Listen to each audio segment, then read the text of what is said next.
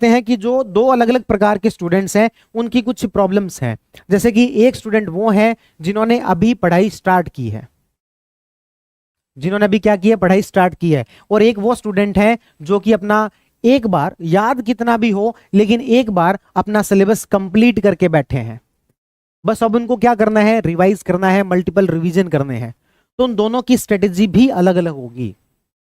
जिन्होंने अब पढ़ना शुरू किया है उन लोगों को अभी जो आप पढ़ रहे हो, जो आपकी क्लासेस में चल रहा है या फिर आप सेल्फ स्टडी के माध्यम से जो पढ़ रहे हो, आपकी फर्स्ट प्रायोरिटी वो होनी चाहिए, ना कि टेस्ट सीरीज। आपका प्लान अलग बनेगा, आप अपने जो जो प्लान है उसके अकॉर्डिंग चलोगे। जो क्लासेस हैं उसको आप फर्स्ट प्रायोरिटी पर रखोगे और जो क्लास में हो चुका उसका जो आप टेस्ट दे लोगे, बस ये करना है आपको। और बहुत सिंपल सा तरीका है टेस्ट सीरीज के लिए। लोग जो बहुत ज्यादा परेशान होते हैं, मैंने आपको उस एक पहली और दूसरी क्लास में भी कहा था कि मुझे टेस्ट सीरीज देनी होती और मुझे अभी साथ के साथ चीजों को रिवाइज भी करना है। सबसे बढ़िया तरीका क्या है, मैं कुछ लोगों के लिए बता रहा हूं, सबके लिए नहीं कह रहा। यदि आपसे खुद से कोई अच्छा प्लान नहीं बन पाता, आप उतना डिसिप्लिन नहीं रह पाते और कोई आपको प्लान बना के दे दे, कोई एक टेस्ट सीरीज बना के दे दे, उसके अकॉर्डिंग चल लो तो बेस्ट है, उसके अकॉर्डिंग चल लो तो एकदम बेस्ट है।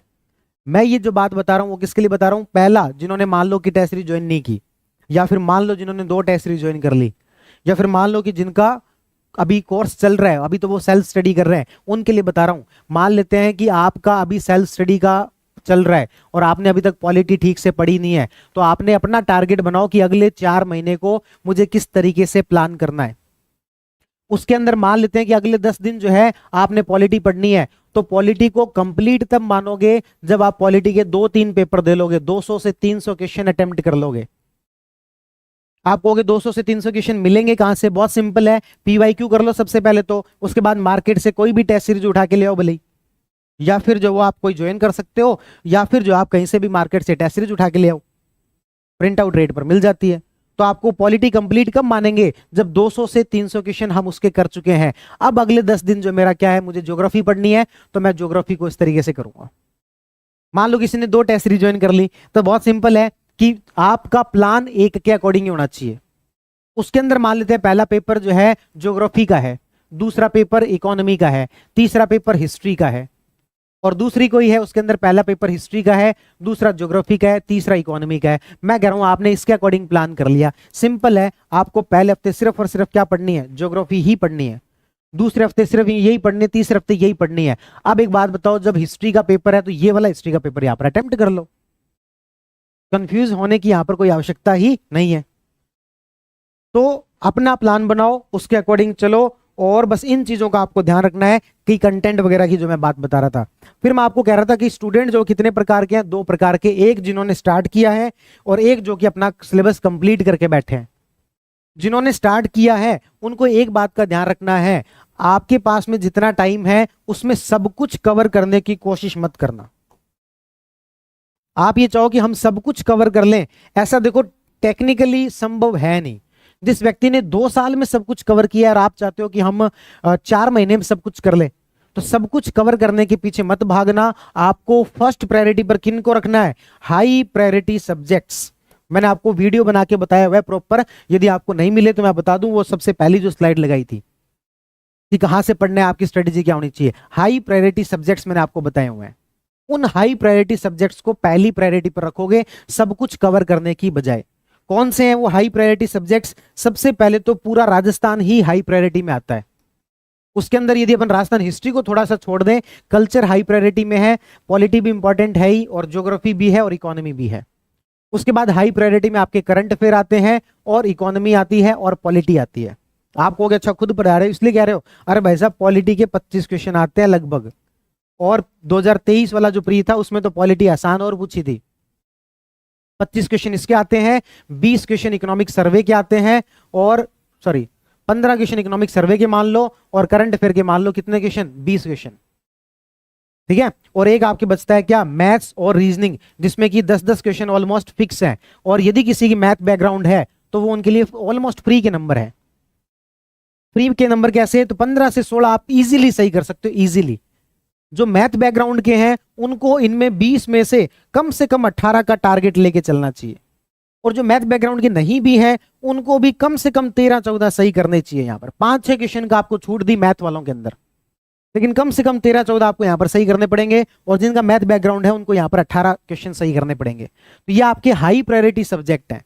Current affair 20 question, economic survey 15 question, polity 25 question, math reasoning 10 question, उसके बाद राजस्थान कल्चर 10 से 12, राजस्थान ज्योग्राफी 10 से 12, राजस्थान पॉलिटी में भी 8-10 क्वेश्चन लगा लो। ये आपके हाई प्रायोरिटी सब्जेक्ट्स हैं, सबसे ज्यादा प्रायोरिटी पर आपको इनको रखना है। कौन सी कम प्रायोरिटी वाले रखे जा सकते हैं, मैं फिर से कह रहा हूं, ये बात मैं किन के लिए बता रहा हूं, जिन्होंने अभी पढ़ना शुरू किया है। हिस्ट्री, इंडियन हिस्ट्री की बात कर रहा हूं, अभी तक ज्यादा क्वेश्चन नहीं पूछ रहे, या फिर इंडियन इकोनॉमी।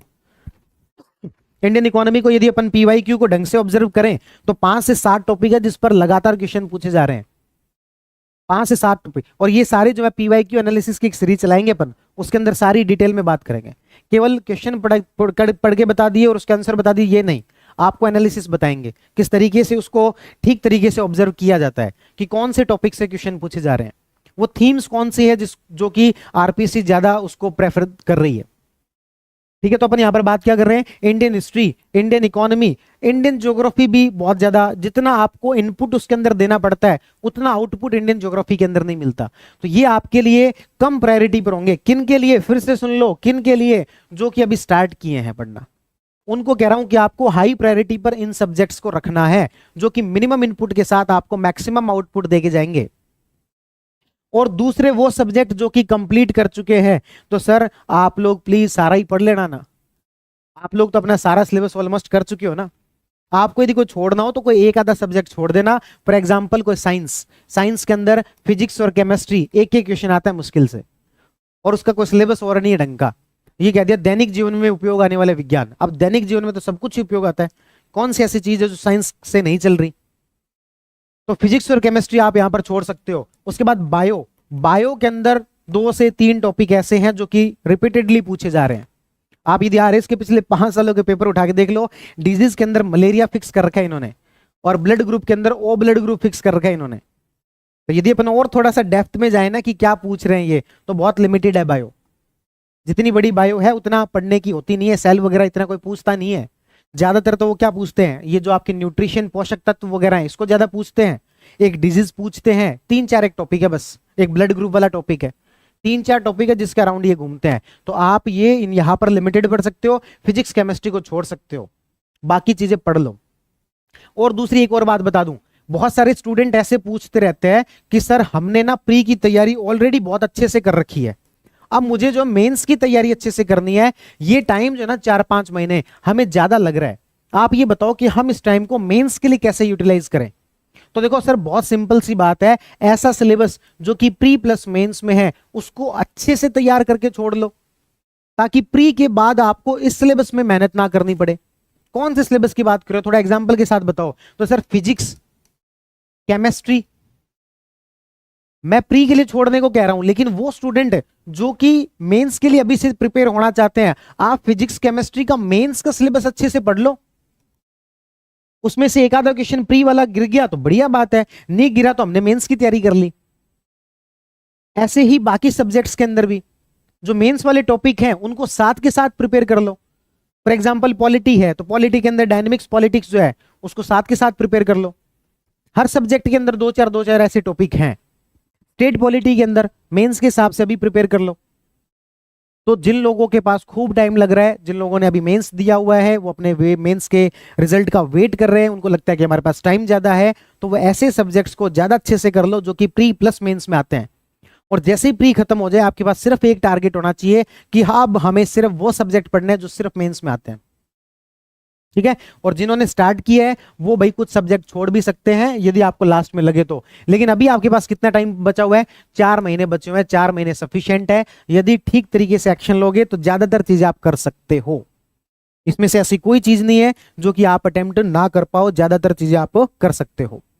तो मुझे आपको ये कुछ बेसिक बातें बतानी थी। फिर आपके नॉर्मली प्रॉब्लम्स क्या होती हैं वो मैं आपको ऑलरेडी बता चुका हूं। सबसे बड़ी प्रॉब्लम्स, सर कौन कौन से सब्जेक्ट्स पढ़ने हैं, कहां से पढ़ने हैं, ये प्रॉपर वीडियो बनी हुई है। सब्जेक्ट वाइज स्ट्रेटेजी मैंने बहुत डिटेल में बताई हुई है। उसी सेम बात को मैं रिपीट करूं तो कोई मतलब नहीं है। सब्जेक्ट वाइज स्ट्रेटजी मैंने डिटेल में बताई हुई है। हाई प्रायोरिटी सब्जेक्ट्स कौन कौन से हैं वो मैंने डिटेल में बताए हुए हैं। टेस्ट सीरीज कौन सी ज्वाइन करें, कैसे करें, करंट अफेयर कितना पढ़ना चाहिए, ये सारी बातें काफी ज्यादा डिटेल में बताई हुई है। फिर टेस्ट सीरीज रोड मैप क्या होना चाहिए अगले 5 महीने का। फिर उसके बाद में अपने की अच्छे से रिवीजन कैसे करना है। हम चीजों को पढ़ते तो हैं लेकिन हमें उतना अच्छे से याद नहीं हो पाता, क्यों? क्योंकि हमारी रिवीजन स्ट्रेटजी ही गलत है। और आप लोगों के इस रिवीजन वाली वीडियो पर एक मैंने माइंड मैनेजमेंट वाली वीडियो डाली थी और एक मैंने ऑब्जेक्टिव क्वेश्चन को कैसे अटेम्प्ट करना चाहिए। इतने प्यारे कमेंट आए हुए हैं, दिल खुश हो जाता है देख के ही। यानी कि आप लोगों के लिए शायद वो बहुत अच्छे से काम कर रही है, चीजें आपको उसमें से अच्छी लग रही है कि हाँ यही प्रॉब्लम थी हमारी एक्चुअल में। तो वो जो 3 मुझे लग रहा है ये मैंने 5-7 जो वीडियो बनाई ना, जो अपने YouTube के अंदर जाओगे आपको तो गाइडेंस वीडियोस के नाम से एक अलग से प्लेलिस्ट मिलेगी, गाइडेंस वीडियोस। ये सबसे अच्छी 7-8 वीडियो मैं कहूँ अपने जीवन के अंदर तो वो ये सब हैं। रीजन क्या है? क्योंकि इसमें मैंने वो बताया है कि भाई आपको हमारी आवश्यकता नहीं है यदि आप इन सब चीजों को इंप्लीमेंट कर लो तो, ठीक है। इनसे भी अच्छी अच्छी चीजें और लाने की कोशिश करेंगे, पर आप यदि इन सब चीजों को देख लो तो स्टूडेंट को सही मायने में वैसे देखें किसी की आवश्यकता ही नहीं है। आपके पास में मार्केट में आज के समय में कंटेंट की कमी नहीं है, लेकिन मार्केट में जिस चीज की कमी है वो है कि ठीक तरीके से गाइड करना। इसी वजह से मैंने आपको कहा मल्टीपल कंटेंट के अंदर मत पढ़ना, आपको मल्टीपल रिवीजन पर ध्यान देना है। कंटेंट की कमी नहीं है लेकिन कंटेंट ओवरलोडेड है आज के समय में। आज के समय में क्या है? कंटेंट ओवरलोडेड है, बस उससे बचना है। वो सारी चीजों का ध्यान रखना है। रिवीजन अच्छे से कैसे करना है, पेपर अटेम्प्ट अच्छे से कैसे करना है, इसको मैंने यूट्यूब पर भी जो अपलोड कर दी है। तो पेपर अटेम्प्ट अच्छे से कैसे करना है, इन सारी चीजों को मैंने डिटेल में बता रखा है। तो आप उन सब वीडियोस की जो वो हेल्प लेंगे। और मैंने बस अभी एक वीडियो अच्छी वाली बची हुई है, वो है PYQ एनालिसिस, ठीक है, उसको मैं अच्छे से डिस्कस करूंगा। तो ये मेरा कहने का आज का तात्पर्य था कि आपको एक्शन अभी से लेना शुरू करना है। अब बहुत ज्यादा टाइम वेस्ट मत करो, अपना प्लान बनाओ, प्लान के ऊपर डटे रहो, अपनी एक रूटीन बनाओ। सोने से पहले अगले दिन का प्लान तैयार करो। रोज सुबह खुद को मोटिवेट करो, सेल्फ टॉक करो और खुद को समझाओ कि आज का दिन मुझे बहुत अच्छे से मेहनत करनी है, अपना 100% एफर्ट जो देना है। क्योंकि जब 2 फरवरी का दिन आएगा और शाम को जब एग्जाम दे के आओगे, आपके मन में जो रहेगा ना कि कट ऑफ कितनी जाएगी, कट ऑफ कितनी जाएगी, ये नहीं होना चाहिए मन में। कट ऑफ कितनी जाएगी आपके मन में ये होना चाहिए कि कट ऑफ कितनी भी चली जाए, अपने तो 15-20 नंबर ऊपर लेके बैठे हैं, अपने नंबर 120 आ रहे हैं। अब कट ऑफ कितनी जाती है, 100 जाती है, 105 जाती है, 95 जाती है, उससे मुझे मतलब नहीं है। और पैरामीटर्स पहले से बड़े हैं, अब उन सब बातों में कोई दम नहीं रहा। हमारे जैसे लोग जो कि लकी रहे, जो पहले निकल गए, 76 नंबर कट ऑफ गई थी उस टाइम पर प्री की, वो थे लकी हम लोग। उस समय में कि पेपर आप उठा के देख लो ना, रब के पेपर उठा के देख लो, दिन रात का अंतर है। उस समय में सिर्फ बेसिक सरफेस लेवल पर पूछते थे इस खिलाड़ी का संबंध किससे है, और आज के समय में जो चीजें पूछते हैं, इस खिलाड़ी ने तीसरे नंबर पर रहा, किसे हराकर तीसरे नंबर पर आया, ये जो मैच है वो कौन से स्टेडियम के अंदर हुआ। सर लेवल बढ़ गया है, कंपटीशन बढ़ गया है, स्कोर कट ऑफ भी बढ़ गई है। पुराने हमारे जैसे कोई टॉपर्स आके आपको कह देते हैं उन बातों में मत पढ़ना, कुछ नहीं पढ़ा, थोड़ा सा एक्स्ट्रा पढ़ना पड़ेगा और अभी से मेहनत करनी शुरू करनी पड़ेगी। कि 4 महीने कब निकल जाएंगे पता नहीं लगेगा। लास्ट में कहोगे कि करंट अफेयर का रिवीजन नहीं हो पा रहा, अभी से साथ के साथ उसको याद करते हुए चलो। और लास्ट में याद पक्का पक्का याद कैसे कराना है, एग्जाम हॉल में कैसे लेके जाओगे, वो गारंटी मेरी है। स्पोर्ट्स आपको याद नहीं हो रहा होगा, अवार्ड्स आपको याद नहीं हो होंगे, इसको किस तरीके से कैटेगराइज करके याद करवाना है वो मुझ पे छोड़ दो। लेकिन अभी आपको जितना बताया जा रहा है साथ के साथ उसको याद करते हुए चलो। जो भी आपके टेस्ट वेस्ट हो रहे हैं उसको सीरियसली जो वो चीजों को लोगे, ठीक है। तो इन बेसिक गलतियों का ध्यान रखना है जो नॉर्मली लोग करते हैं, ये गलतियां नहीं करनी है। और इसके ऊपर तो मैं हाईलाइट कर देता हूं टेस्ट प्रैक्टिस। भले आप 10 पेपर दे लेना, पर पेपर दे लेना 10। जब भी जो भी सब्जेक्ट कंप्लीट हो, अपना सब्जेक्ट कंप्लीट मानोगे तब जब आपने उसके कम से कम 200 क्वेश्चन कर लिए, उससे और सारे PYQ कर लिए। उससे पहले आप अपने उस पेपर को कंप्लीट, उस सब्जेक्ट को कंप्लीट नहीं मानोगे, ठीक है। तो बार बार मैं इन सब चीजों को जब रिपीट कर रहा हूं, ठीक है। इसके साथ साथ में एक अच्छी बात ये भी है कि आज बुक लॉन्च भी हो गई है। मेरा कोई ऐसा नहीं था, मैंने क्लास बुक लॉन्च करने के लिए रखी है, क्लास पहले शेड्यूल कर दी थी, बुक बाद में आई, है ना। तो बुक भी लॉन्च हो गई है। करंट अफेयर की जो अर्धवार्षिकांक है, हाफ ईयरली है ना, वो आपके लॉन्च हो चुकी है, वॉल्यूम 1। इसमें जो है करंट अफेयर कि बहुत अच्छे तरीके से इसको समराइज किया गया है। इसमें आप देखोगे तो आपको सेक्शन वाइज यहाँ पर चीजें रखी गई है ना। वैसे तो इसमें जनवरी से जून वाला करंट अफेयर है, वॉल्यूम 2 अभी आएगा, वॉल्यूम 2 के अंदर आगे वाला जो करंट अफेयर है वो रहेगा। लेकिन आप इसको देखोगे तो इतना सिस्टमेटिक तरीके से रखा गया है कि भाई नॉर्मली क्या कर सकते थे हम कि जनवरी का करंट अफेयर, उसके बाद में फरवरी का शुरू हो जाए, उसके बाद मार्च का शुरू हो जाए, उसके बाद अप्रैल का शुरू हो जाए। इसकी बजाय इसको क्या कर दिया, इसकी बजाय जो इसको पहले राजस्थान वाला सारा एक साथ, और राजस्थान वाले के अंदर आप चीजों को देखोगे इतना सिस्टमेटिक आपको कहीं भी नहीं मिलेगा। कारण क्या है, इसमें अपन ने उसी तरीके से, जैसे मान लो स्कीम्स है, जो भी इस महीने स्कीम्स चर्चा में थी वो सारी एक जगह पर लिखी हुई है। आप किसी भी मैगजीन में उठा के देख लो, बिखरा हुआ है, राजस्थान एक हेडिंग लगी हुई है, उसके बाद स्पोर्ट्स भी बीच में ही आ रहा है, बीच में स्कीम्स आ जा रही है, बीच में कोई अवार्ड आ जा रहा है। अपन ने राजस्थान के अंदर भी 6 भागों में बांट दिया। इसका फायदा क्या होगा, इसका फायदा ये होगा कि जब आपको मेंस के टाइम पर या प्री के टाइम पर जब स्कीम्स एक साथ पढ़नी है तो वो सारी एक साथ स्कीम्स एक साथ पढ़ सकते हो। उसके बाद में चीजों को इस तरीके से कंपाइल किया गया है कि भाई आपको ऐसा नहीं हो कि एक चीज जनवरी में पढ़ रहे हो, एक चीज फरवरी में, एक चीज मार्च में। उसको देखो, जितने भी फिल्म पुरस्कार थे उनको एक साथ लिख दिया। इसमें से कुछ जनवरी के हैं, कुछ फरवरी के हैं, कुछ मार्च के हैं, कुछ ऐसे हैं जो कि अक्टूबर नवंबर में मिलने हैं, इसलिए उसको खाली जगह छोड़ दी ताकि जब भी आए तो आप इसे अपडेट कर लो। अदरवाइज होता कि हम ये तो अच्छे से याद कर लेते हैं कि हाँ इस बार किसे मिला, 12th फेल मूवी को मिला, लेकिन कौन सा मिला था, ये वाला मिला था, ये वाला या फिर ये वाला, ये भूल जाते हैं। ये कब अच्छे से याद रहेंगे, जब इन सारी चीजों को एक साथ कंपाइल करके अपन पढ़ेंगे। या फिर हमें जो चर्चित व्यक्तित्व वगैरह होते हैं, स्थान वगैरह होते हैं, ये उतने अच्छे से याद नहीं रहते। क्यों? क्योंकि चीजें बिखरी हुई है। यदि एक मैप के अंदर बना के और इस तरीके से 12 महीनों के 12 मैप एक साथ आपको दिख जाए कि चर्चित स्थान कौन कौन से थे, यहां पर ये था, यहां पर ये था, मैप बनाते ही आपके याद रहने की संभावना ऑटोमेटिकली बढ़ जाती है। या फिर आप इसके अंदर देखेंगे तो आपको फैक्ट्स जो है वो कॉपी पेस्ट नहीं है। कॉपी पेस्ट का मतलब होता है कि भाई बढ़िया सी कोई पीआईबी वगैरह से न्यूज मिली, वो एज इट इज वहां से कॉपी किया, पेस्ट किया और एक मैगजीन बन जाती है। लेकिन यहां पर फैक्ट्स को इस तरीके से प्रेजेंट किया गया ताकि आपका याद रहने की संभावनाएं बढ़े। क्रम से उसको लिखा गया है और फिर सिस्टमेटिक तरीके से लिखा जाता है तो आपके याद रहने की संभावना जो बढ़ जाती है।